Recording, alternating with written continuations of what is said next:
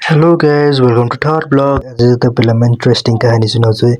मलाई चाहिँ ढिला भइसकेको थियो क्लास गरेर आएर, अनि मम्मी चाहिँ जा चाँडो चाँडो जा त तरकारी बजारबाट तरकारी लिएर आइज, म ठिक्क पारिदिन्छु खाना पकाएर भनेर टक्क लाएर आएर गोलबेडा किनेँ अनि हरियो तरकारी सरकारी किनेर आलु प्याज सबै किनिदिएर मम्मीलाई तेल सेल सबै ल्याइदिएर गएको त घर जान्छु त वाट खाना त भर्खर पाक्दैछ।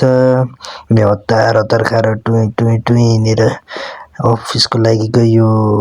गाडीमा एक्लै दुङ भएर यताउति हेर्दै मोबाइल चलाउँदै गयो। ठ्याक्क पसल पुग्यो अनि ओ भाइ के छ? हेलो पसल जान्छु त यसो काम गरे एक्लै फेरि पसल जान्छु त बिना पनि न्यु रोड जाने काम छ भन्नुहुन्छ। बिना न्यु रोड जानुभयो अनि फेरि एक्लै गीत सुन्दै काम गर्दा फेरि मलाई एक्लै काम गर्न लाज लाग्छ गाइस। अनि गीत सुन्दै काम गर्दै गऱ्यो। ठ्याक्क बिना पनि चटपटी लिएर आउनु भएछ अनि टक्क चटपटी खाइयो।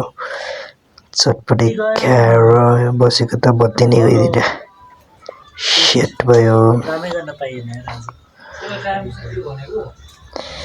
बत्ती पनि छैन के काम गर्नु र भनेर टक्क घरतिर फर्कियो। अनि बेलुका आफ्नो पसलमा आएर मम्मी र बाबा पसल बन्द गरेर घर फर्क्यौँ। Thank you for watching the vlog.